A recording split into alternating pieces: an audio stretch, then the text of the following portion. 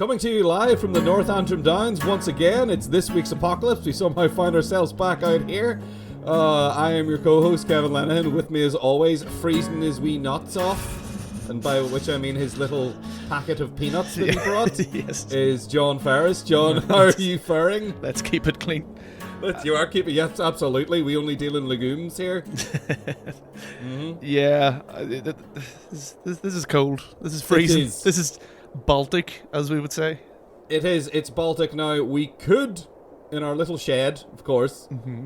We do have radiators and stuff, but I'm not putting any money in that meter, mate. No way. Like for 2 minutes of like lukewarm sort of radiation. And then freezing again. Just be thankful it's not economy 7. You have to like you have to like preempt that you're going to be cold about 4 days ahead. Started about economy 7. Ooh. So many people who've never lived in shitty flats and houses have no idea what we're talking about. Nope. But fucking hell. Oh my god. Economy 7. What a... Oh. I mean, I could see the thinking behind it. Yeah. I could understand, like, you know, like space heater idea, like the storage heater, basically, principle of it. But no. Anyway, John, it's buck freezing. We're not here to talk about economics or being poor and living in what is essentially a storage facility with a bed in it, which is sort of what we're in right now, actually, in our little storage shed. No sign of shape-shifting aliens this week, which is nice. Yeah. So either they're all gone or we've all been subsumed. Which is fine. Yeah, either way is fine. Either way, we'll be fine because we're one of them. They probably just gave up. They took a look at us. They took a look at what's happening in the world and just went, it's not worth the effort, lads. Like, nah, back on the ship. I am out. Yeah. So it's buck freezing. Now we've got a few blankets here, but they're not gonna put out against this kind of Arctic cold. No. This terrible horror of the winter that we've found ourselves up against. And I'm not really a big survival guy, so, you know, I don't really watch a lot of those shows. No. So I haven't really picked up any hints or tips. From what I hear, it's just a lot of drinking your own urine, which... It is. And one time the man, he squeezed out an elephant turd, and he drank that. Fold on that after a night of drinking. Indeed. What's his name? Bear Grylls? That can't be his real name. His name is Bear. His first name is Bear. I think that's his real name. The guy who does the music for lots of movies, was it Bear something or other? Forget his name. There's a composer whose first name is Bear who works in a lot of films and TV. Anyway, I think he did all the he did some of the Firefly music. He did The Walking Dead, and he did a bunch of stuff. Yeah, a bunch of stuff. But anyway, John, the only way I know to learn new things is by watching movies about them. So we have electricity here. Didn't think to bring like an electric heater. No. But we brought a Blu-ray player, a VHS player, and an old tube TV. Yeah. So, you know, all the most sort of energy efficient things. So first off, let's see. Now I have 3 movies here. So I have from 1993, directed by Frank Marshall. I have Alive. So that's after crash landing in the snow-swept Andes, a Uruguayan rugby team have no choice but to turn to desperate measures in order to survive. Ooh. Yeah. Based on a true story. Based on a true story that really happened that may have been a little bit dramatized overly, but who knows. Then, from 2004, directed by Roland fucking Emmerich, we have... Showing my hand early here, maybe. We have The Day After Tomorrow. Jack Hall, a paleoclimatologist. Because that's a thing. Yeah, maybe it is, but it probably is. It sounds ludicrous. Must take a daring trek from Washington, D.C. to New York City to reach his son, trapped in the crosshairs of a sudden international storm, which plunges the planet into a new ice age. Ooh. Well, sounds useful. Sounds far-fetched to me. I don't know about you. No, this could happen. This is all based on science. This is all based on science. There's probably going to be a lot of it. And then, from 2018, directed by Joe Penna. We have Arctic. Yeah. Which just makes me cold saying the word. Yep. A man stranded in the Arctic after a plane crash must decide whether to remain in the relative safety of his makeshift camp or to embark on a deadly trek through the unknown. I like using the word trek to describe these movies, don't they? And let's face it, we know what he's going to do here just from this. Yeah. He could just stay in the safety of the camp, or we could have a movie. Or will he embark on the deadly trek? I don't know. Maybe he'll just sit there for like an hour and a half. Who knows? Anyway, we'll find out now. So let's sit down around the warming glow of my old Sony friggin' combo VHS TV, tube TV. Nice. It puts out a lot of heat. Yeah. It's very dangerous. And we'll watch these movies. All right, John. Well, I'm starting to get hungry. Yep. Starting to get hungry, John. Mm-hmm.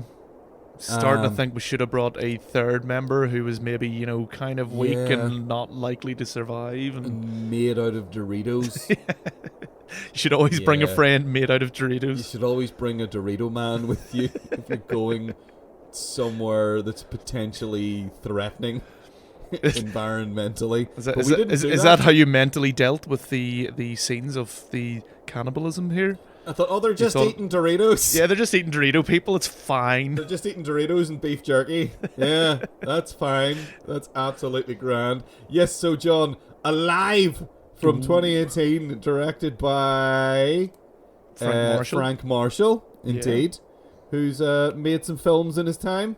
Yeah, he's a handful of ones that I've enjoyed. He seems to be mainly a producer, though, isn't he?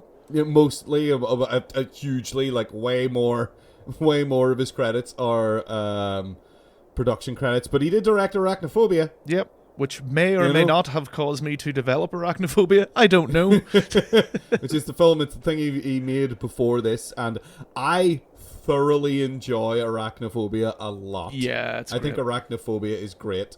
I think Arachnophobia is way better than this film. Yeah. This film is... John, what did you think of this film?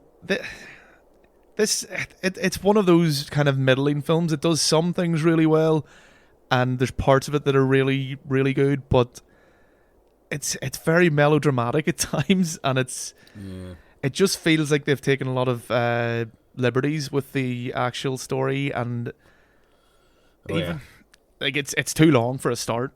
Oh, it's far too long. Kind of limps along there, and I don't know, that there's something that kind of irks me about the kind of low effort they put into making the survivors look like emaciated, like nothing's really been done. Yeah, that was something I felt like they tan them up as the film goes along, like, because they've been out in the sort of harsh white clear sky sun of the Nightmare Mountains. Yeah. So they do sort of get sort of tanned and sunburned, but they all look extremely healthy. Yeah. They all look really fine, except when they're dead. Yeah. When they're suddenly grey and frozen. So yeah, there is that weird disconnect where they go from like looking like they're just off a runway to, oh, you're dead. Now you're now you're painted up. But and I mean, not to mention the fact that the the actors are all North American, and this was a South American rugby team that crashed. Yeah. And there's a few people on the plane who do not survive. Yeah. Who are from Latin America. Which is just makes it even weirder. Yeah. The idea that like Ethan Hawke is there, and you're like, that's Ethan Hawke. Like, he's not from Uruguay. No. No. He's very, very much not from Uruguay. No, he's not at all. And there's a weird choice at the beginning and the end where they have John Malkovich. Yes. Who's saying that he's one of the guys. Now, it's the kind of thing that if they made this today, they'd probably have the actual guy. Yeah. They'd probably have the real guy there talking in an interview. Yeah. And saying these things. Because that happens a lot more. And like it puts me in mind of the way they're staging it. It puts me in mind of something like if you've ever seen Touching the Void. Oh yes, yeah, fantastic sort of documentary / dramatization yeah. of someone who fell down a fucking glacier rift and got stuck there, and it was horrible. And that's very much like the guys involved cutting in and talking about it and then cutting back to the dramatization. It feels like they're sort of going to do that, but then they just do it like to bookend it. Yeah. And it feels really strange because I'm just like, that's John Malkovich. It does. He's not from Uruguay. And he's all these pictures, and then it's pictures of the real guy as well that he's saying, that's me. And and it's like, it's no, very it much not you, because I think that might be one of the ones that's actually like South American as well and has a different accent to him. Yeah. And everything. Like, he doesn't even try to mimic the younger actors' mannerisms or accent or anything. So it's really kind of odd, and you just kind of have to accept it, I suppose. Yeah, you do. Otherwise you'll just be angry for the whole film. Yeah. So it's to me, it's like there's the sort of aspect of, it is based on a true story. Yeah. So you're like, yes, a lot of this happened. Maybe not like this. It is definitely dramatized, and they're leaning on the sort of, I don't know, like over exaggerated heroism. Yeah. Sometimes it feels very over dramatized now and then. I mean, it is it's a horrible situation, and there are points where you're like, I find myself laughing because it was like, I can't believe this has happened as well. But there were things that really happened. It's like, everything's awful and everyone's dying and they're having to eat people. Oh, and now there's an avalanche as well. as well. Yeah. And on top of everything else, it's like, that really happened. And it's almost funny because it's so unlikely, and yet that is like the true part. Yeah. And the thing is, if you watch, there's plenty of documentaries on this as well, of the actual, and interviews with the actual people who survived. Yeah, there was another film that was made in the 70s, like not long after it happened as well. Like, they're much better. Like, I think it lends itself better for a documentary than it does this kind of weird Disney dramatization of it. I can't even speak. But it's, and like, I just looked up there while you were talking. The guy who John Malkovich is meant to be is that religious kind of guy, the one who's always praying and has the rosary beads. So they're completely different. Like, they didn't even try to cast anyone similar to it. But and they're just speaking of that character, actually, there's, especially towards the end, there's this kind of very like Christian kind of thing forced. There's like a sub-Christian, not even subtext, because it's very overt. And that they try to ram down your throat. Like, even the one agnostic who they have, who like keeps refusing to pray, at one point he starts praying, and it's like, right, okay. And then like, you're starting to see a lot of crosses, and then they get saved. The more that this like builds up, and I don't know, to me that just seemed a wee bit kind of on the nose and a bit too much. Yeah, they do. They sort of intermittently revisit that throughout. At the beginning they address it. Yeah. Whenever they're on the plane, and it's like, I'm an agnostic. And then later we're just like, every once in a while they check in with him to see how his religiousness is doing. Basically. It's like, not yet. Oh, now that he's praying, no, we got rescued. Yeah. Yay, oh, fancy that. So I think that's what the book was called. Yeah. Something about like a miracle on the mountain or something. And I mean, like they're all from like a Catholic boys' school or something. So, fair enough, that probably did happen, because a lot of these times they will go, the benevolent God might save us, but it's like, well, did he not put you in this horrible situation? But he also might not. Maybe he thinks this is hilarious. I don't know. Oh, he works in mysterious ways. Oh, that I'll argument. No sweat, guys. Extremely mysterious sometimes. I'm just going to eat my sister here. God works in mysterious ways, doesn't he? Which is the thing. That's the thing people are, every time they mention this film, that's what they talk about.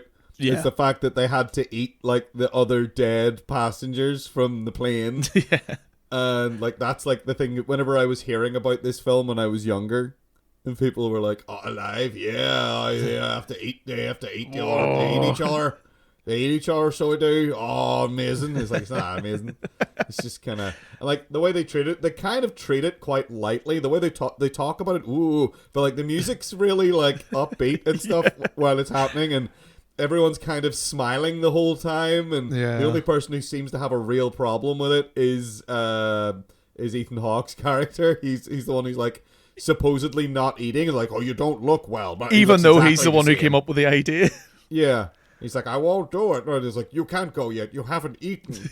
No. Yeah, come on. Yeah, and yeah, so they kind of actually, weirdly, that being like the focal point and like being the big deal thing that everybody talked about it, it feels like it's treated quite lightly. I think as well, and because... and casually at one point, they're just like carving bits off. Yeah, like, once they started, it's like, well. Yeah, now we've crossed the line. It's time for sprinting beyond the line. But it's very, like, tonally it is kind of an odd movie because that's what I mean. Like at the start, it's done quite well. I find where when they're in the plane and like the whole accident, even though the effects look quite dated now, it looked quite good for like early 90s kind of stuff. But that's kind of harrowing and it's horrible. But then they start like. They're laughing and joking a bit too quickly at stuff, and you're like, what the fuck? It's like, is no one taking this seriously? Like, literally half the people you were in a plane with are dead, and you're all just like, at least we have enough cigarettes. You imagine if they made this now, like, at that point, you're probably afraid of, like, being too miserable, so you gotta, like, try to make it light. Yeah. But if it was made now, it'd probably be, like, the relentless misery of like The Revenant or something. Yes, yeah. You know, it'd be like that. Yeah. It'd be people like actually they'd have the actors sitting there actually eating raw meat and stuff probably and like crying and slabbering everywhere and probably more accurate to how it maybe was. I don't know. And like I don't even think it's a spoiler to say, and maybe I'll just say spoiler now for the very end. That they do get saved because even someone managed to come back with a report of what happened and write a book. So. But even on the like, if you look at the box art, you see them like they're like hugging and smiling as as the rescue helicopters are coming to them. So it's like, it's spoiled from the get go. But there's like a really hilarious scene where they're up on the mountains when the kind of three chosen ones go to look for help and. There's like this weird like cheesy montage, well not montage but cheesy shot of like Ethan Hawke like pointing to nothing like for an extended period of time as they trek around this mountain. It's like, oh look, and you're going it's like he's doing the catalogue model pose. Yeah, and especially I read that apparently he refused to grow a proper beard, which is why he has the ridiculous, very styled goatee. Oh, and it's one of the things that ruins this whole idea that they're there and surviving. It's just, it doesn't make sense. He looks like he has just walked out of a catalogue shot or something. It is really weird and doesn't help you get invested in the characters because at all. No, because it's a movie. Like I think it's very you can't suspend your disbelief. Yeah, for it. Yeah, it's ridiculous. I mean, there's a point where a guy has a big bit of metal sticking in him, and he's like, oh no! Like, he walks up to the guy and he's just talking to him like normal, and then he just points down at the big bit of metal sticking to him, and he's like, oh, right, okay. And the guy just pulls it out, and like, you'll be fine. Yeah. Like, I'm sure that probably really happened. It's probably like he was probably in shock or something, but the way they portray it in the film makes it comical. Yeah. Again, it's all about execution here, and I think it's done. I think maybe it feels like they were afraid to be brutal. Yeah, definitely. Well, this is a Disney movie, isn't it? Yeah. Is it Touchstone? Is it?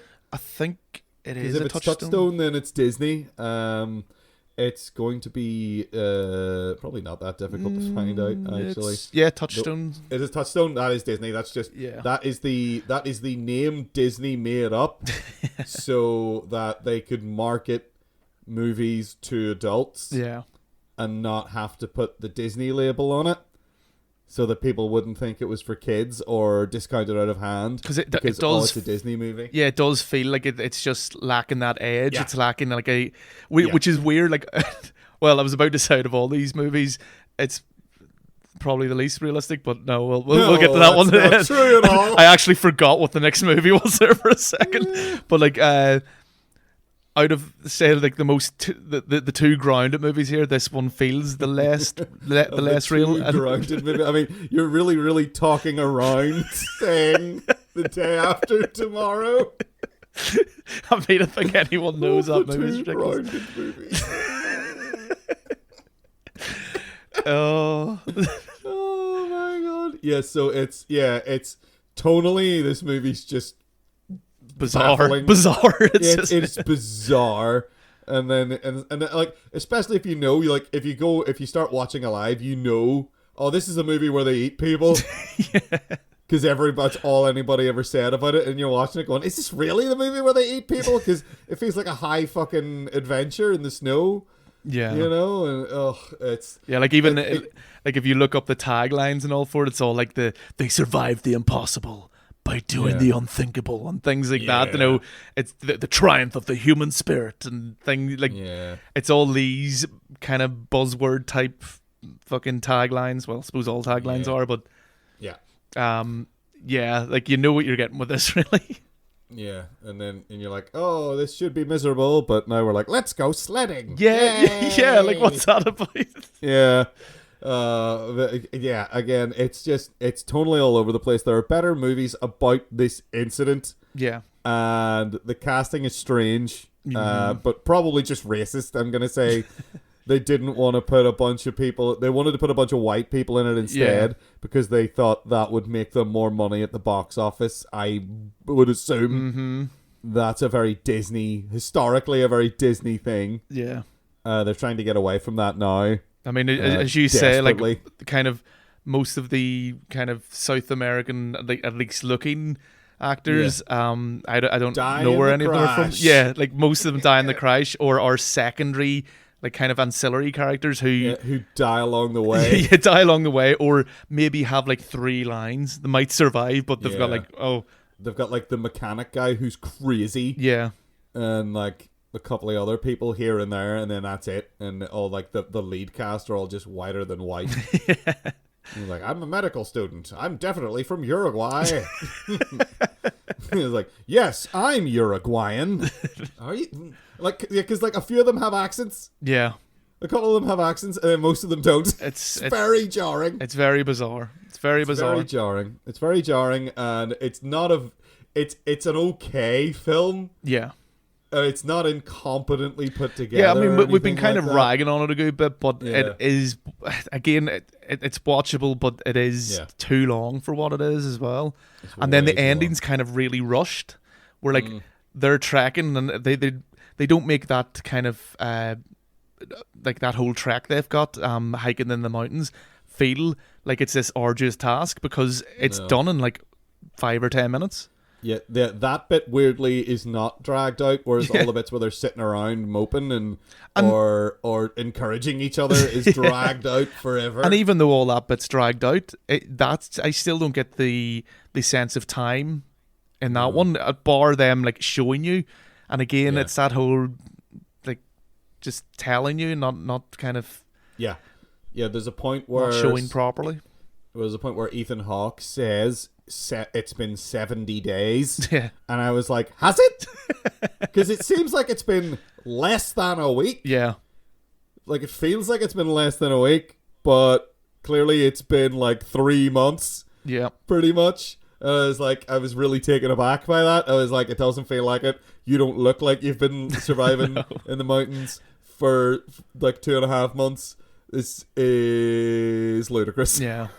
It seems odd the lack of effort put into certain aspects of the movie compared to the rest, because there is like there's been a lot of effort put into getting the look of it right in certain aspects, and then all these helicopter shots and all kinds of stuff going on, and like, that were clearly very expensive. And this, the cinematography's all right in it; it's pretty good. Yeah. So, it's an odd one. Yeah. It's just kind of...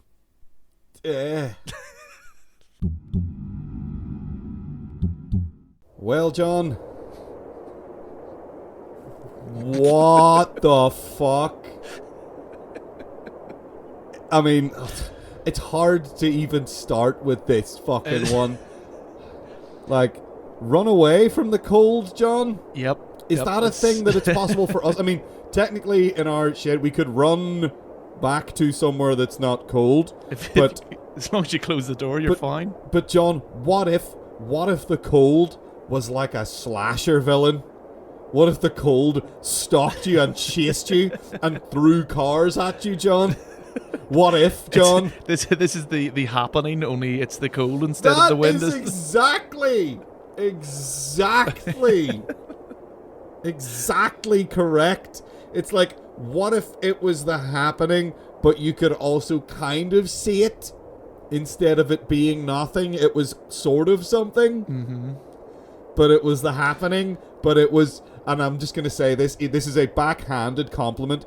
It is better written than the happening.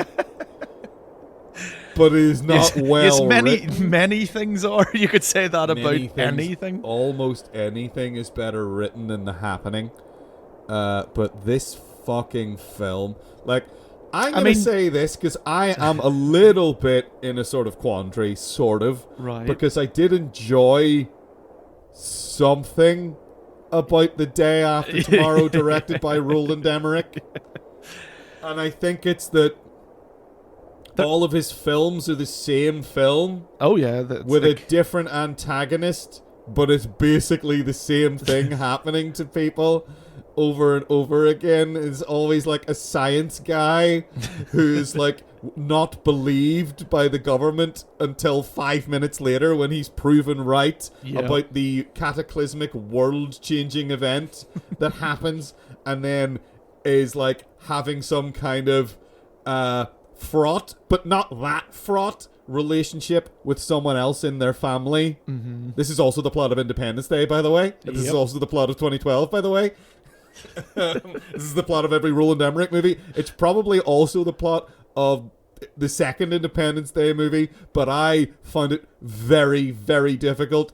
I watched the second Independence Day movie. I think I did as well. I found it so difficult to stay focused on it.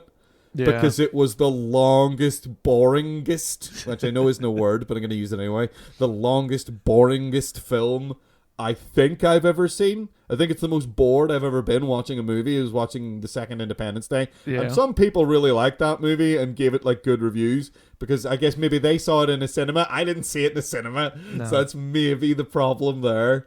I think I saw this in a cinema, but I don't remember because it was a million years ago.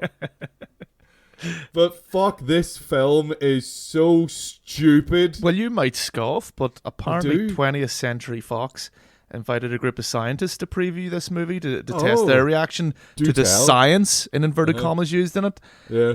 And guess what? They were really happy that somebody was, like, trying to scare people into paying attention to climate change and said whatever it is that the studio wanted them to say. It just says here they weren't very impressed with the science, but they conceded that the movie was enjoyable nonsense. It's not at all where I thought you were going with that. And apparently, I don't know if this is true, but I really want this to be true. They consulted with NASA scientists, or at least they requested to consult with them before the filming before filming the movie.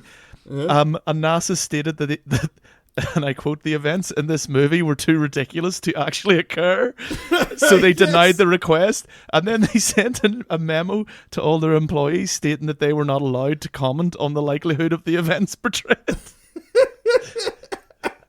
Which is just fucking great. It's like, your movie's so stupid. Like, NASA have to tell all their employees, do not talk about that fucking movie. They go to such great lengths in the movie to, like, try to convince you that it could happen. Yeah. And, like, pointlessly. It's so daft. Like, just like, oh, here's a fucking diagram of the fucking South Atlantic Current or whatever.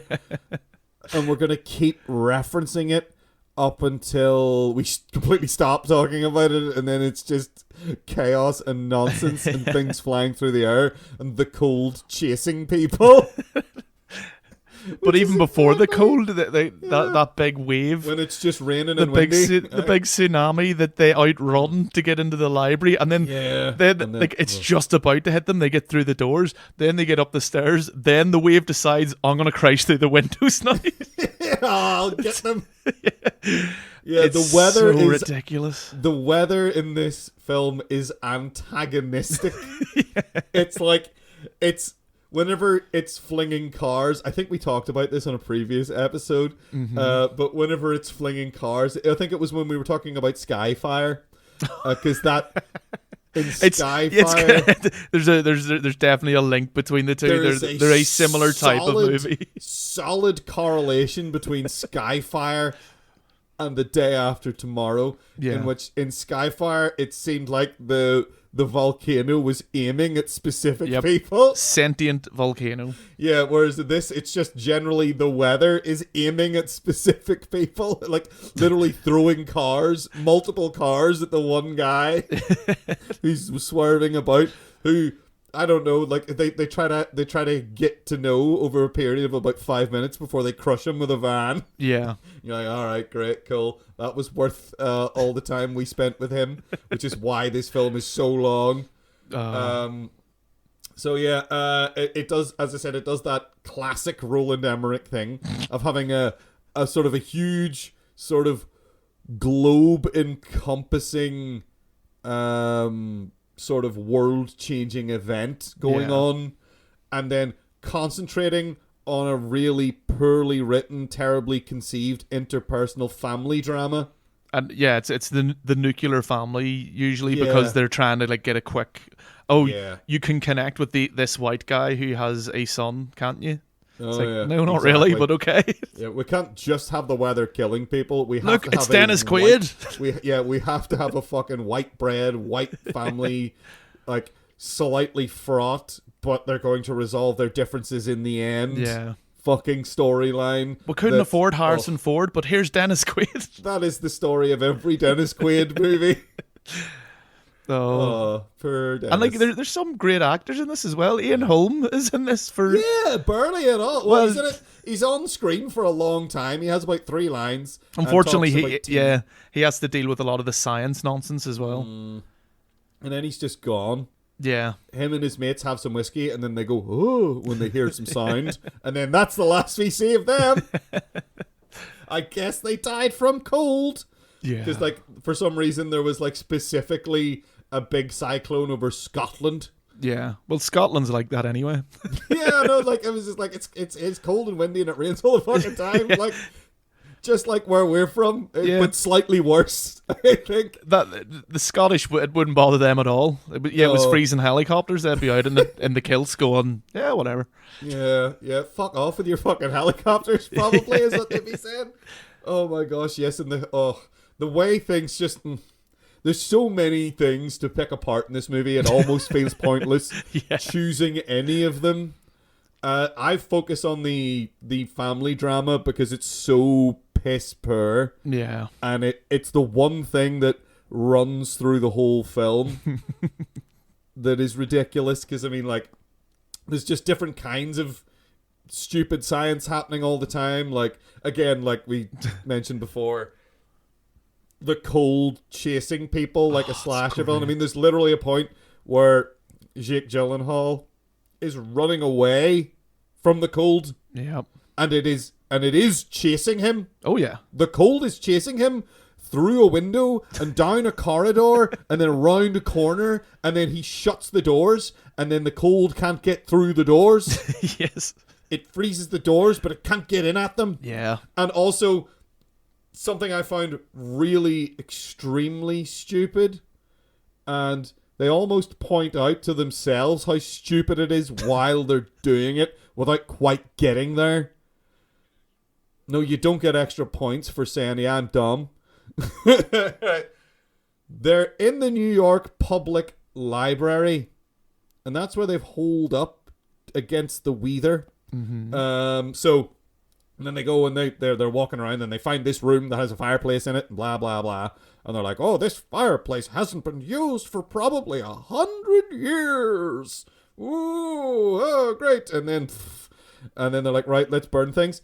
And their first and only instinct is to immediately start burning the books. Yeah.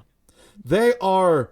And one guy even points out you shouldn't do that without the immediate and obvious follow-up of we're surrounded by hundreds of tables and chairs that are all made out of wood. And the shelves of which and they are plentiful. That we're taking the books off of to burn. And then we're bumming on about how bad it is to burn books. and yet, they are not seeking an alternative. But there's one guy who is whinging about it, and you think he'd be like, just burn this. There's like literally hundreds of tables. Yeah. It's a library. There's tons of stuff there that they could burn and that aren't books, and they're not doing it. And like they're trying to make some kind of statement. It's like they're trying to be clever, but they're not clever enough. Yeah. And I was shouting at the screen the whole time. Every time it went back to them being sad about burning books, I couldn't help but shout at the screen. You're sitting on a chair you could burn. Yep. And there's plenty of other chairs you could be sitting on instead and burn that one. Yeah, and sit in the books. Or sit on the books. Or sit anywhere. Sit on the floor. It doesn't matter. There's a carpet you could sit on. Burn literally everything else first and then the books. And what about the homeless guy who just absolutely loves being homeless? My God. He is so happy to be homeless. He's all like, this is my moment to shine. Stuff the pages into your coat. It's great. It's insulation. Fantastic. Yeah. But yeah, he just seems so pleased to be homeless. It's ridiculous. It's insulting. Is what it is, John. It's insulting and it's ignorant. Yeah, is what it is. It's very ignorant. They're very ignorant. Roland Emmerich is very ignorant of humans. Yeah, he maybe hasn't met any. Maybe he hasn't. Maybe he's an alien. Maybe that's what Independence Day was about. I don't know. Him and Shyamalan are aliens. Yeah, they don't understand how human interaction works at all. Yeah, so I don't know if I would say I remember enjoying the first Independence Day movie when I saw it in a cinema exclusively because of the spectacle. Yeah. And, Bill Pullman, he's a believable president. Yeah. Apart from that, that was fun. And it came out of the cinema going, that was kind of fun. I mean, back then, that was kind of like, especially effects-wise, was amazing for us to know. So, yeah, like nothing had been done like that to that scale. So, yeah, it had that going for it. And it's kind of all right. It kind of makes these kind of dumb movies that in some way are kind of enjoyable. Like I did get some enjoyment out of this movie. Like I did. It was almost like I was laughing at it, not with it. Mm-hmm. Yeah. There was a few attempts that it has with comedy, and it fumbles and drops it, and it can't handle that. But whenever like the likes of Jake Gyllenhaal is ringing on the phone to his dad and almost drowns because he won't hang up. Just hang up the phone and swim away. But no, I have to stand here and listen to my dad tell me he loves me or something. I don't know. That's not helping. And as you mentioned, like the cold chasing them and like the wave chasing them, and then the weird CG wolves. Yeah, the wolves. Yeah, that was like they just wanted. You could tell that from the moment you see the wolves, you could tell. They just want to have wolves hunting people in the snow. Yeah, because that's kind of cool, I guess. It's like those wolves went feral real quick. They did, didn't they? They went feral almost immediately, and the way that they broke out was ludicrous. Like, why didn't they break out before? Yeah. If they could just break out, why didn't they do it before? Because they were panicking because of the cold. Because they knew. Yeah. I think they're implying that, like, the animals, they know because they're part of nature or whatever. Blah, blah, blah, blah, blah, blah, blah. I'm Roland Emmerich. Blah. But, yeah, I do kind of enjoy his movies sometimes. Yeah. But it's not probably for the reason that he wants me to enjoy his movies. I mean, they're always focused on some kind of pseudoscience, and they always treat it like, oh, this is so important and this is real. And then you look at it and you're like, no, it's really, but it isn't though. And it's nonsense. Like Independence Day is like that. This film is like a couple of steps up from Birdemic, and it's kind of almost the same way I enjoy Birdemic. It's Birdemic with a huge budget. That's what it is. Exchange the birds for the weather. And like, in fairness to Roland Emmerich, like he is better. He's a better filmmaker than the Birdemic guy. I think he's a better. I will say that on sort of I mean, it's not badly shot or anything like that. Which, well, I mean, it's mostly computer generated, so that's not. And the actors didn't seem like they might have been weird robot people who had never dealt with emotions. Yeah, they didn't really have to act because the lines they were delivering didn't sound like they came out of a human being. They sounded like they were churned out by a computer. But like, this is all right. 2012, I remember enjoying 2012 because 2012, I constantly confuse these two films. Yeah. Whenever somebody mentions 2012 or The Day After Tomorrow, I always think of the wrong one. Yeah, like when we proposed, they are interchangeable. When we proposed The Day After Tomorrow for this, I immediately said, "Is that the one where John Cusack runs away from a tidal wave in his limo, or is it a volcano or pyroclastic flow or something?" And I was just conflating these two movies into one weird movie. They almost are the same movie, though. They could. Yeah. You could probably make an Emmerich verse. It's quite easy to know. Yeah, this all happened to the same Earth. Jeez. And he's got that new one out that I kind of want to see, but I don't want to see, about the moonfall, where the moon starts moving towards the Earth. Oh, brilliant. Yeah.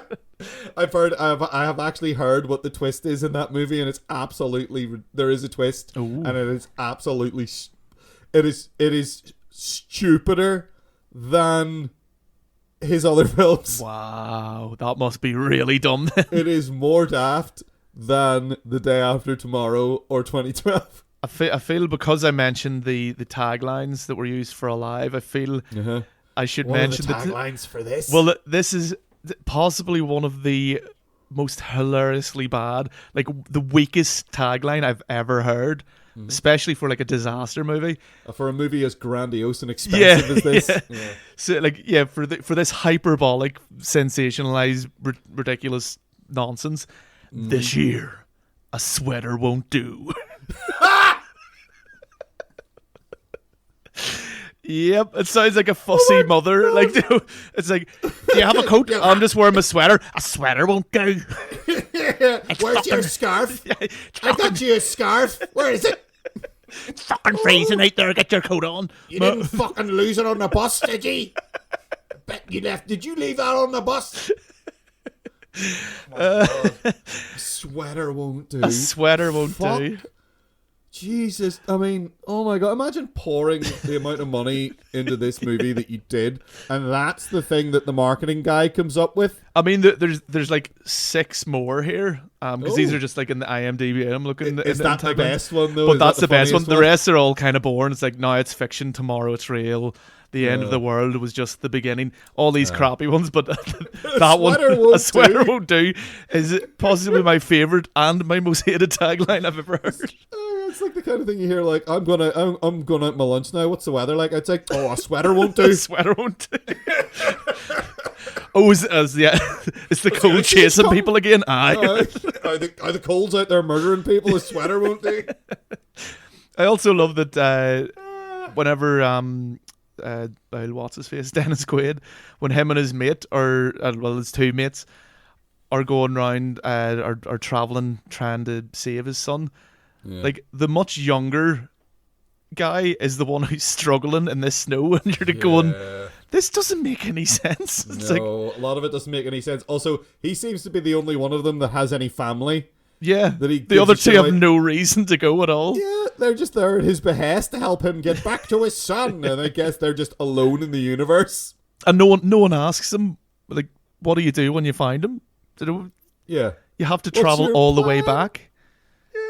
And it's ridiculous because they're in like Washington DC, or kind of in and around that area, and they have to go to New York to get him. Yeah.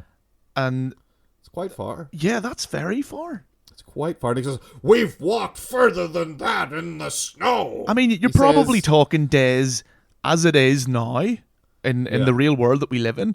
Yeah. Add the terrible conditions of the snow and all that. Yeah. And the cold chasing and killing you. The cold out to get you. Yeah, like you're literally talking weeks, if not months. Yeah. I mean, we could... That is one of many, John. I know. Why am I doing this? This is a fool's errand.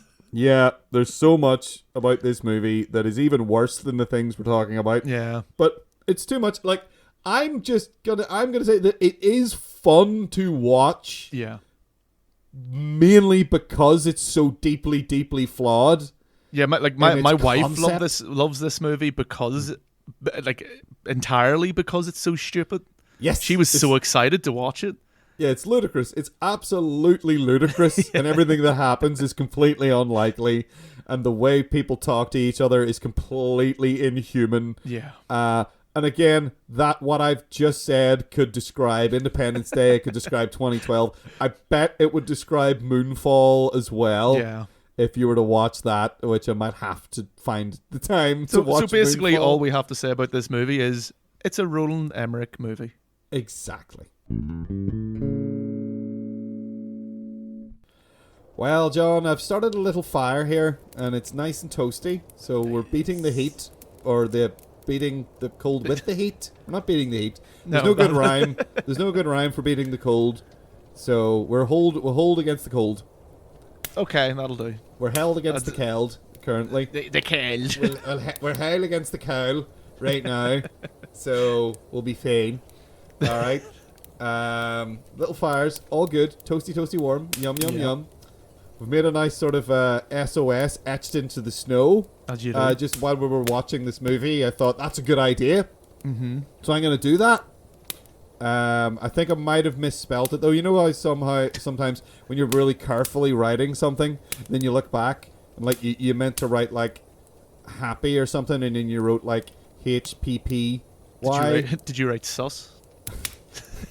They'll just think we're playing Among Us. I wrote, looking at it, I think I wrote sausages. Sausages? Ooh. It says sausages. So maybe we'll get some people who want sausages. Or they'll drop sausages down, which either way is win-win. Either way, that's win-win, because I am starving. Yeah. Like we said, if we'd only brought Doritos now, I am starting to think, push comes to shove. Mm-hmm. When it comes to, starvation mode. I mean, we did watch Alive, and there was a whole thing in there, so, chocolate seemed to be the thing in that movie. Yeah. So chocolate and wine. Yeah, so keeps you alive for at least 2 weeks. I'm gonna go right out there maybe later and write and chocolate. But before I do that, John. Yeah. We watched Arctic, starring the great Mads Mikkelsen. We love Mads Mikkelsen. We love Mads Mikkelsen. I think we can How can you not? say. Yeah, he's fucking great. He's very good. When we were discussing Hannibal. Yeah. A few weeks ago, and we were talking about him then, and how he was a very good Hannibal Lecter. Yep. But he's very good in a lot of things that he's in, and maybe everything that he's in. He has a very talented brother as well, whose name I forget, who looks a lot like him. Yeah. Yes, I can't remember his first name, but he's a very good actor. He was in that TV show, I think it was The Bridge. He was in. Right, yeah. He's been in a couple of TV shows and stuff, and he's in a movie I really want to see. It's like The Dreams of Animals or something like that. I think it's about werewolves, but it might not be. It's one of those ones. He's a very good actor anyway, but it seems to run in the family. Mikkelsen? Lars, yes. He's very good as well. Okay. But anyway, he's very good in this. Mads himself is very good in this. This is one of these. Yeah, this is a film I thought I'm going to need to turn on the subtitle track for this, because I just assumed, that there was going to be some dialogue. Talking. There's very little. Yeah, and that he would be maybe speaking in Danish or something. Mm-hmm. But he didn't. No. Well, he didn't now and then, but there was subtitles that were like just on the movie. Yeah. So I had them on, and then I turned them off because I was like, I don't need this. So there's not a lot, as I said, there's not a lot of dialogue in this film. So most of the time, it's him. He mutters things to himself. Yeah, you don't even need to hear it. I think it actually works, because I didn't have subtitles on for this, and there's a few times like you can't make out what he's saying, but you're like, I know that he's annoyed that he cannot get what he needs up this mountain, and that is it. And you don't need to know the specifics of him going, fuck this. Yeah, exactly. Yeah, you understand. You get from his body language, his facial expression, and what's happening that he is like, his facial fuck this. expressions at times, just heartbreaking. Or the points where he breaks down, where it's like everything's too much for him, because he seems to handle it really well. He's in survival mode, and he's just very like regimented himself to the point that like he's been ridiculously resourceful. Where, you know, if he was in that situation with those kids and alive, he would be sorted. Oh yeah, he'd have a restaurant set up and everything. Yeah, because he's fishing in the snow, and he's got like the ice holes cut, and he's kind of almost self-sufficient. You don't really get a sense of how long he's been there. But you can tell it's long from... But it feels like it's been a long time. Yeah, but it's never especially explicit. when he shows his emaciated, broken feet that has just been riddled with frostbite, and he's missing a lot of toes. He is missing some toes, yes. And that, like, I mean, that's quite early, and because as you say, you're just kind of dropped in the middle of this.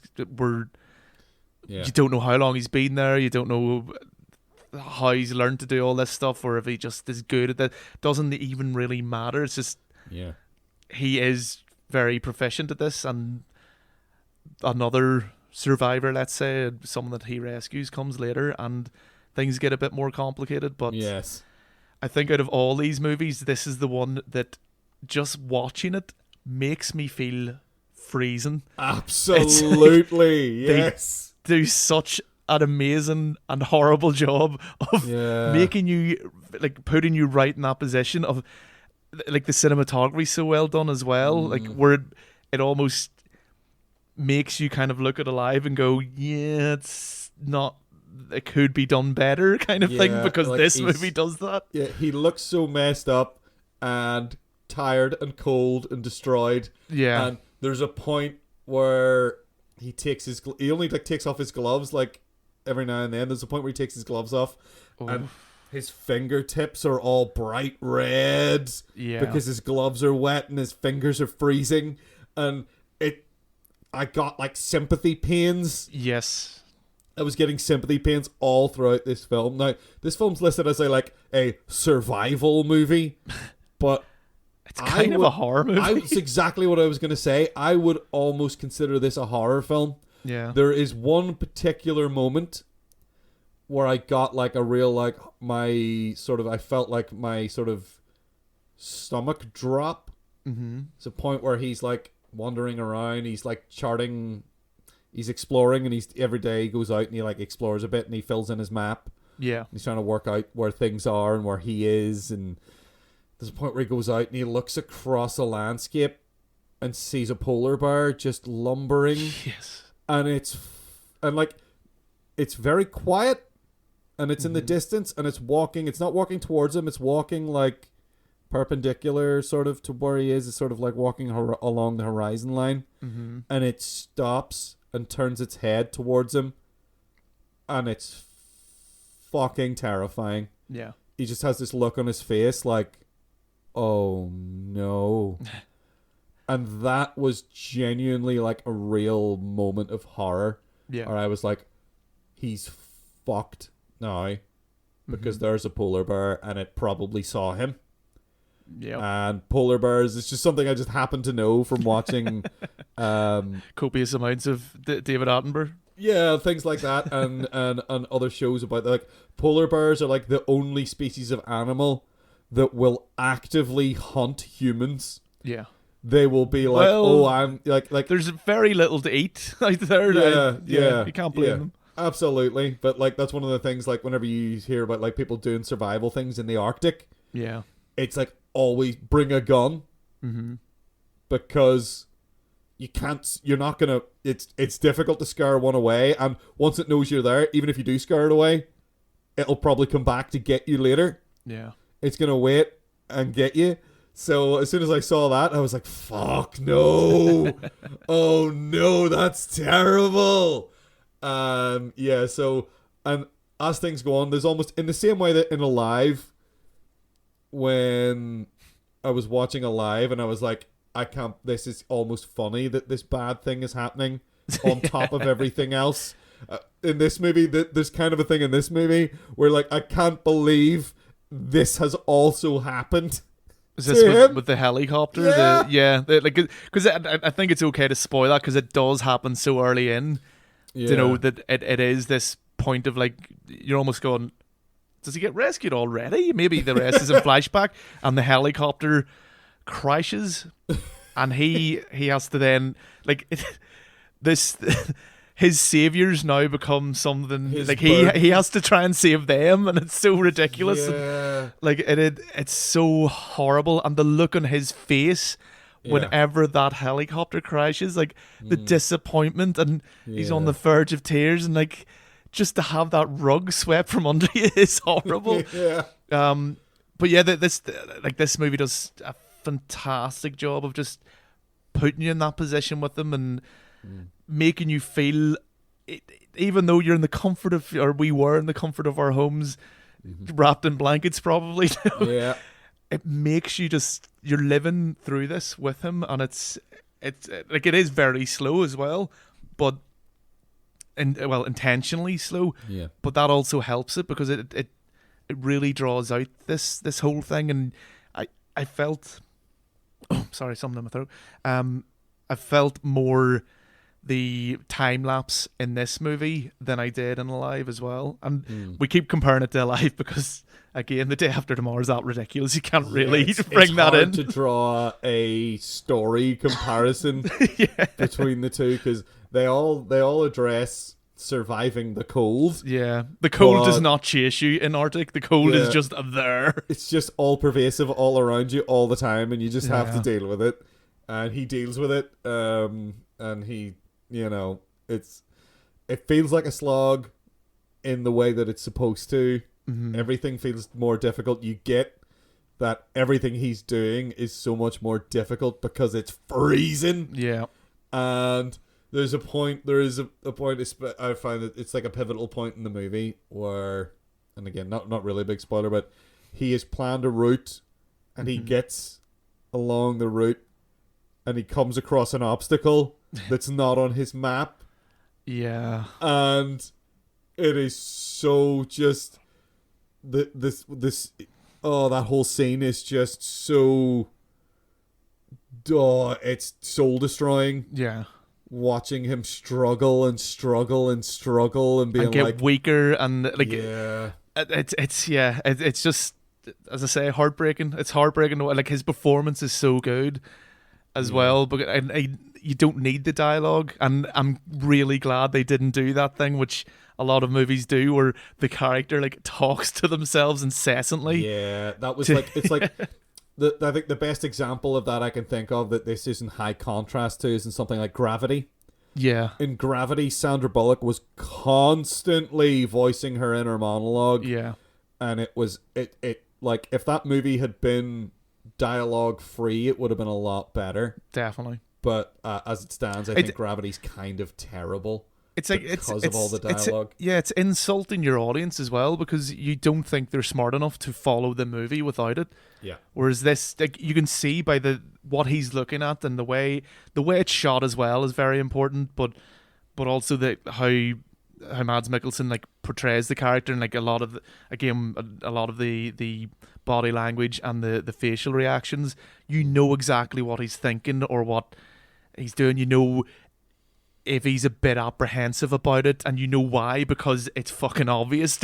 He's in this really bleak, desolate, beautiful area. So it looks amazing, but it's again, like we said when we were talking about the thing, it's this beauty of the desolate area, the absolutely frightening landscape that he's in and has to battle against. Yeah, it'll kill you. Yeah. The landscape, the beautiful landscape, will kill you. Yes. If you let your guard down, which he doesn't for the most part. Well, there's a few times where he kind of, yeah, you could things say go almost very does. wrong. Yeah. Things go very wrong for him every time he does. There's a point in the movie where he drops like from a height, and it, honest to God, like, I was almost like angry at the filmmakers for like, what else can this man go through? Why like, are you putting him through this, you bastards? Just fucking let him fucking survive, you fuckers. But it's almost like ridiculous. You start like, just have a scene of him by a fire, please. Like, he's been through enough already. Yeah. I would recommend this to anyone, especially if you're interested in kind of survival movies and things like that. You know, this is not based on a true story as far as I know. No, but it makes it. It feels like it's drawing from, again, I'm gonna have to reference again, Touching the Void. Yeah. I feel it's very. This almost feels referential to that, in a way. Which again, I would just recommend. I think I haven't seen it in a long time, but I remember really liking Touching the Void. I remember thinking it was brilliant and genuinely harrowing. And this shares a lot of the same sort of horrors, that Touching the Void has in it. You know, of course, if you don't know, Touching the Void is a true story. It's a dramatized documentary. Yeah, it's documentary footage. It's the guys who it happened to being interviewed in between dramatizations of what happened, and a guy basically falling down in between two glaciers and becoming wedged there, and his mate essentially can't get him out, and gave up on him and left him there to die. Fuck. And it's absolutely horrible. And then it's sort of about the guy going back to base camp because if he doesn't, he'll die. Yeah. And then what happened to the guy who was trapped, wedged down in this glacier. And how things went for them, each independently of each other. And it's fucking harrowing if you think this is harrowing. Like, it's very similar. A lot of similar awful things happen, but the exception is that in Touching the Void, it really happened to this guy. Yeah, and it was real bad. And it feels I see a lot of the same treacherous things that can happen in that environment. Yeah. Happening in Arctic that really happened to the guys in Touching the Void. And it's just, I think that's one of the reasons why when I was watching it, I was like, I know this could happen. Like, the fact that all these awful things are happening one after the other isn't that ludicrous, because that's the nature of this place. Yeah. Like, you might be dandering along and think you're fine, and then, that little bit of snow was just over a big fucking hole that you just fell in and like wrecked yourself, and now you have to then get out of the hole, and after you've done that, continue the journey you were already on. Yeah, because there's a brief moment where that happens in a live, like where the snow drops below one of the characters and the other one save him, stuff like that. But then after, you'll have, like, as you mentioned, them on wee sled, like makeshift sleds going, yeah, and you're like, what is going on? Yeah, the tone shifts are so huge, like in Arctic, it is very like an oppressive tone that just gets worse and worse, just on this constant slow descent. As I mean, spoiler warnings in a way, like, you know, I think it's pretty obvious, but like as he gets more kind of injured and more emaciated, like his food rations are running out as the journey goes on, and more mentally it becomes more mentally tasking. Like, you see the desperation build and build each, you know, with each day that passes and each fucking horrible thing that he needs to do or task that he needs to overcome. You know, it is absolutely horrendous, but it's great. It is brilliant. It's so well made. It is another one of those great examples of show don't tell. Yeah.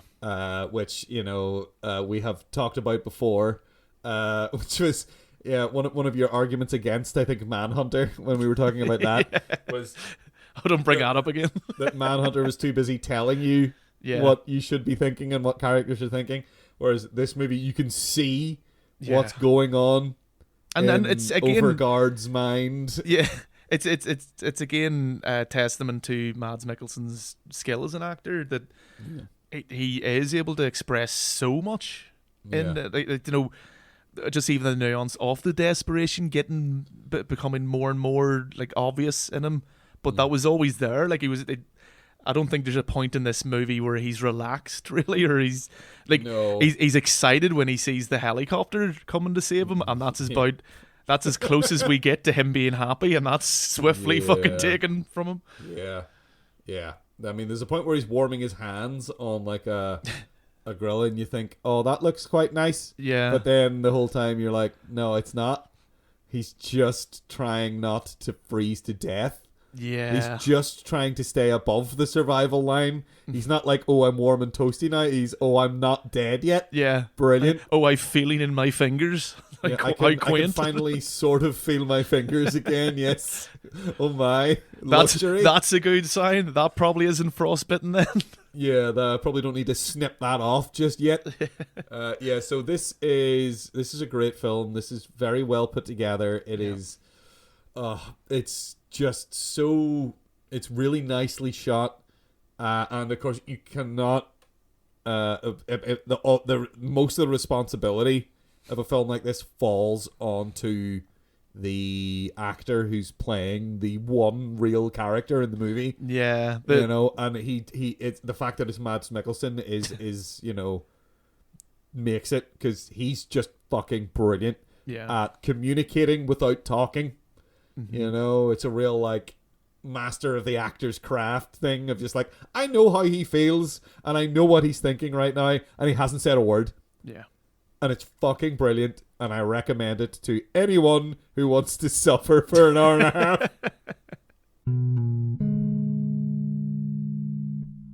Well, John, I feel like I am now a qualified paleoclimatologist.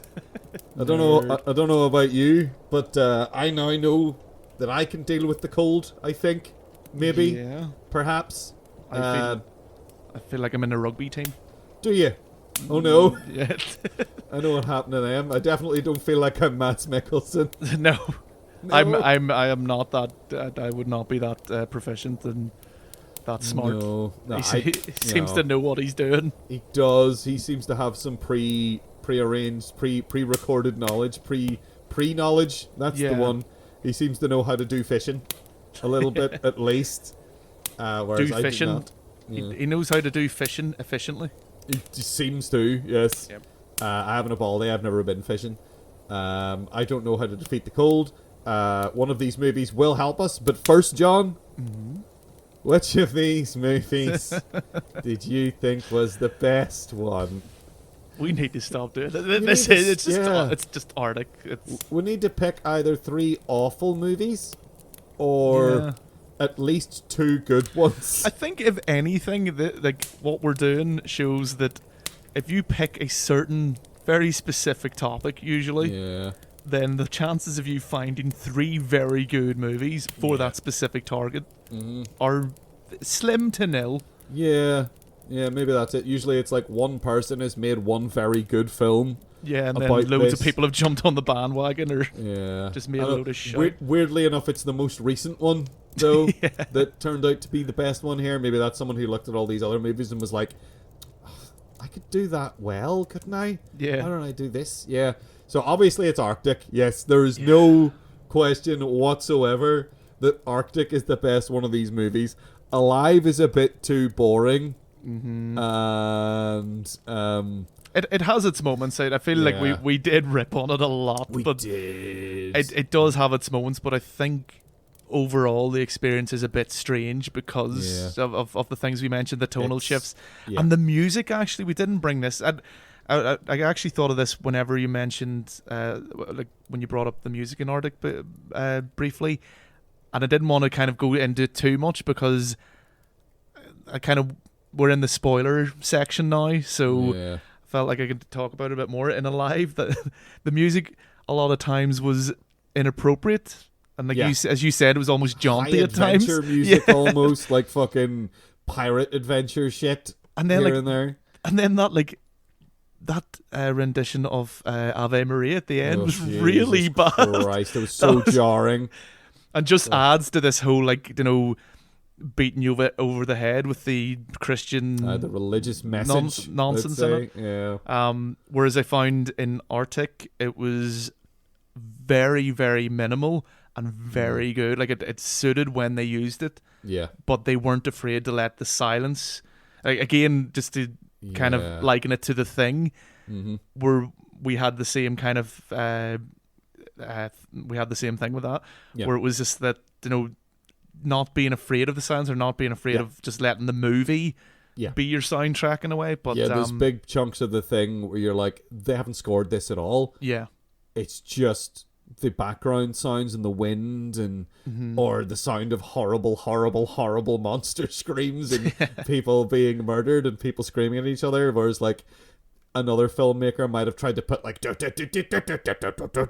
under it or something. And it's not there. And I mean, that's very much the Day After Tomorrow is very much, again, Roland Emmerich. Like, you know, the music's just bombastic and over the top and ridiculous that your brain switches off to. It's pretty much. Yeah, the score doesn't fucking stop in that movie. It's just, you just like, a moment of silence would be nice right now, but that's not what you get. You don't go into a Roland Emmerich movie looking for moments of introspection and silence. No. You go in for, hey, that tornado's just threw a truck at that guy. What an angry tornado that must be. Oh. Yeah, so that's the emotional payoff for that. So yeah, musically, sound-wise, Arctic is brilliant because it's happy to just exist. There's like these, like, it's very sparse, like, string things happening in it that do add to certain scenes, but it's I thought it was very good. It worked for that movie very well. Yeah. So best music goes to Arctic. best everything goes to best use of music, best acting. Like there's plenty of people in Alive who are putting in performances. Yeah, it's a bit. I would say Alive and The Day After Tomorrow, it's a mixed bag though. Yeah, very as mixed far bag. as acting. The dialogue in Alive, it feels like the dialogue has been written and rewritten and rewritten. Yeah. Like, I don't believe that any of the conversations in Alive are accurate to how they went in real life. Like, and apparently the real Nando, who is the John Malkovich guy, Ethan Hawke's character. Oh, Ethan Hawke guy, right? The real Nando was like a technical advisor, but I kind of think that's almost not a good thing in a way, because as you say, like, you know, it's been written and rewritten, and this guy probably, he wouldn't be remembering it 100% accurately because he was starving and he was chunk of the movie. Exactly. Yeah, you have that even, and head trauma. Like, and what they didn't show was.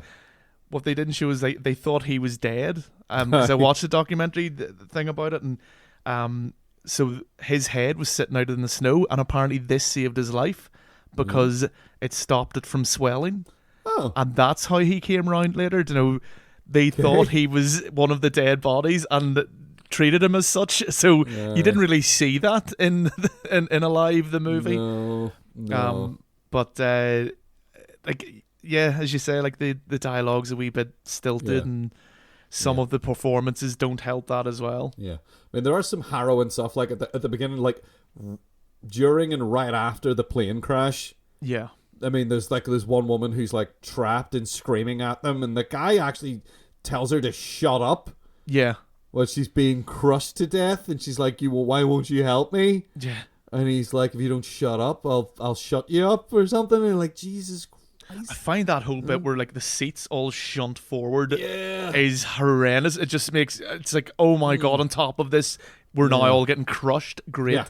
Yeah, it's horrible. I mean, it's like they depict that quite well. It's really frightening whenever like the back of the plane comes off and people are flying out, and you're like, that's actually horrifying. Yeah, but it's just that after that, when it comes to like, it's all the dialogue and like the character interactions that let the film down, plus the tone. Yeah. The tone just feels like it's like, oh, this is this horrible thing, and then it's high adventure almost immediately after, and like you're like, I don't you know, and of course the tone in The Day After Tomorrow is just like Birdemic. It is like Birdemic. It is Birdemic. Sense. It's one of your favorite films to reference when you're talking about bad movies. A film made really poorly, and it's especially in this case, it is so appropriate to reference Birdemic, because Birdemic is also a super misguided movie about climate change. Yeah.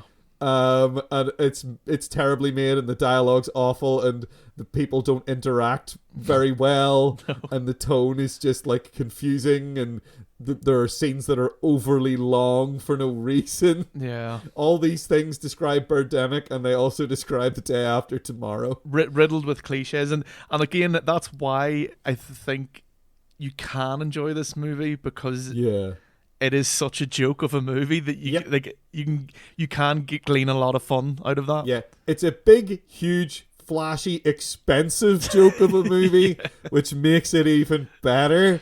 Yeah. Because you're like, look how great all these cars look as they're flying at people, and this big stupid storm, and then let's just cut up to some astronauts on the space station, because I don't know. Oh yeah, that was brilliant. One of the actors plays like a bully type character in Sunny in Philadelphia. Sunny in Philadelphia, yeah. And I could not get over that with the fact that Adriano, I think he's called. Yeah. I couldn't get over the fact that Adriano was in space. Yeah, it's ridiculous.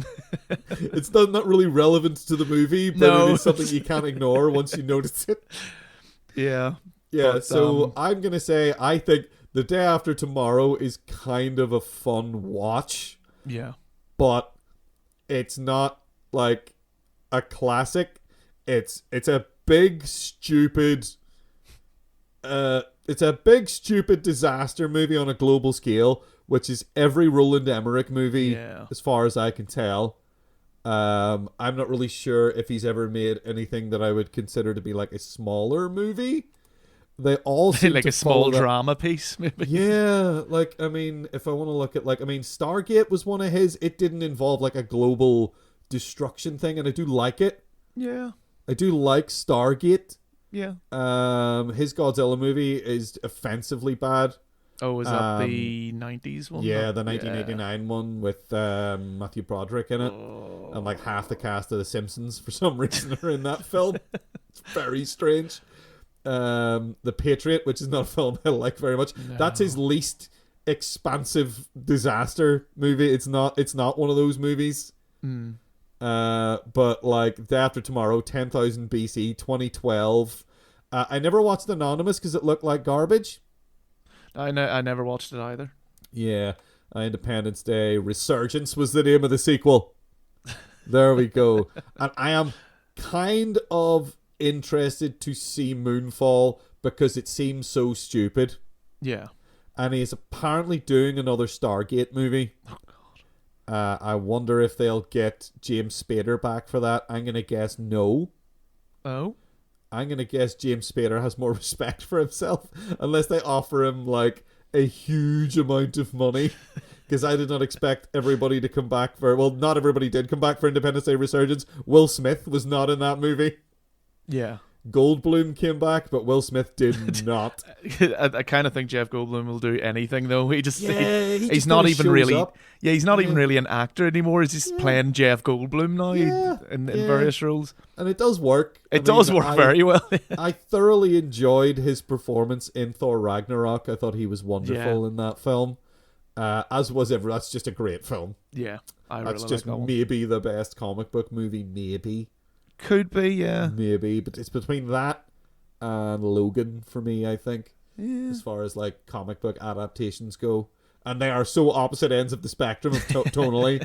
Like Thor Ragnarok is boisterous and out there and funny and clever and action packed, and Logan is somber and introspective and nasty and violent and self-deprecating and just. I would probably stick the Dark Knight in there as well. Yeah, the Dark Knight, the middle one in the Nolan trilogy. Yeah, it is so good. It's the one where he got it all right, and then the next one kind of ruined everything. Yeah, I like Batman Begins. Yeah, Batman Begins. I thought it was very good. Yeah, Dark Knight Rises is okay sometimes, and then disappears up its own hole. Gets ridiculous. It gets really ridiculous, and then like the last like hour, the last 45 minutes of The Dark Knight Rises is just like, what's going on? How long has this been happening? What period of time is this taking place over? Who's where? What? How did he get back? Yeah. When? What? Is it over? It's not over yet. What? Is things gonna blow? Things aren't gonna blow. I don't know what's happening. Oh, it's over. Okay. Hello, Christian Bale. wave. No, that was a very good reenactment of the. That was the last 45 minutes. Yeah.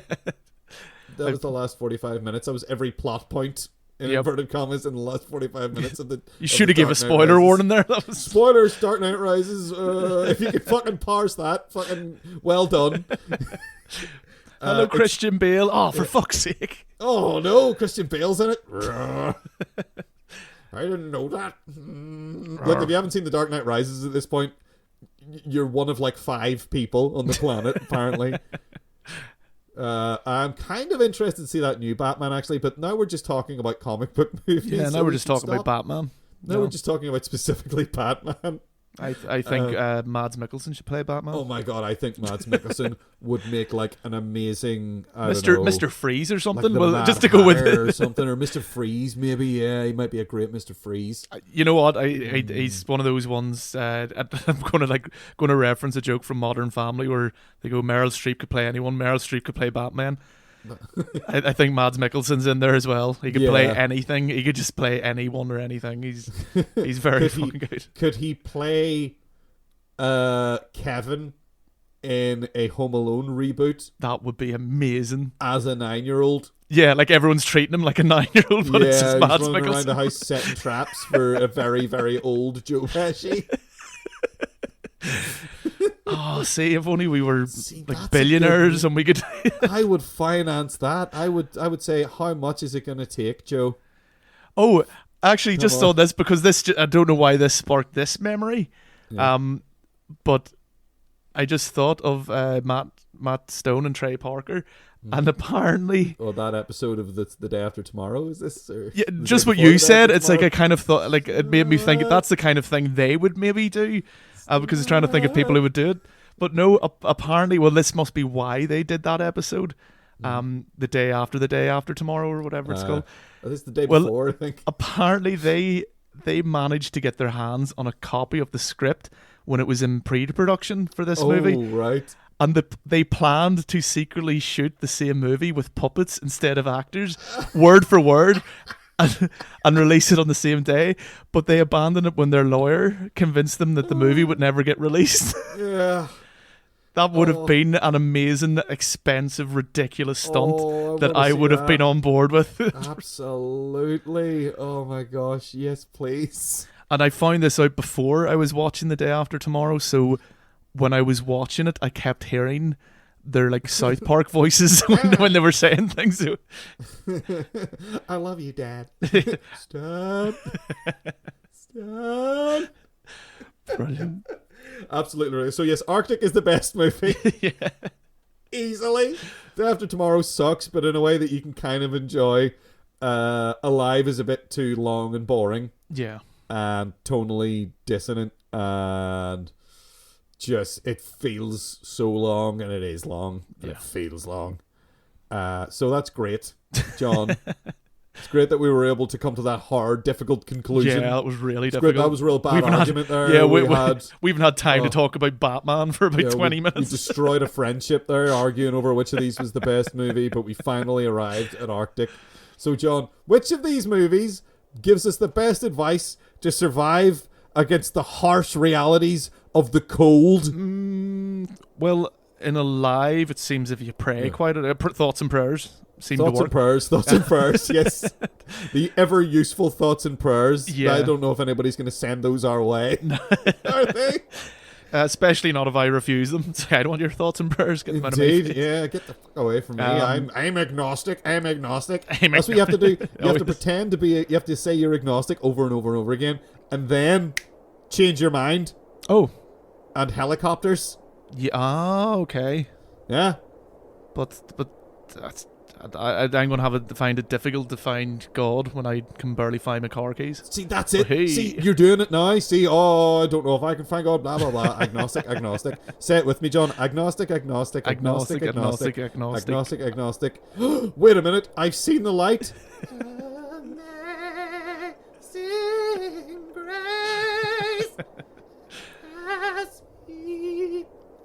Thing is, can you go back to being agnostic once you get rescued? Shh, don't. Oh, right, okay. Shut up. They'll call off the choppers. God will call off the choppers. Yeah, God will call off his super rescue squad from us. Right? So, yes, we found the Lord. Yeah. We found him. He's in a helicopter. He's a helicopter pilot, it turns out, and he's going to come get us. Yay! That was the solution. The truth was inside us all along, and it was God. Or Jesus. Take it out. Or something. Take it out. I'll go back and watch Saw for that one. Talking about Dark Knight, it's when he sews the fucking bomb into the guy. Inside of him. No! He sewed salvation into me. I'm gonna get this salvation out of my belly. Oh, it was so simple in the end. Right, well, we are on Twitter. We are at 7 Day Apocalypse. It is at numeral 7 Day Apocalypse. You can email us on filmcast@thisweeksapocalypse.com. That's filmcast at thisweeksapocalypse.com. We also have a YouTube channel, This Week's Apocalypse. Oh, the cold's getting to me, John. Yeah. Now, come on. Is it Ave Maria or Amazing Grace? I know the words. You sing Ave Maria. Jesus, this is cacophony. This is bad listening. Bye!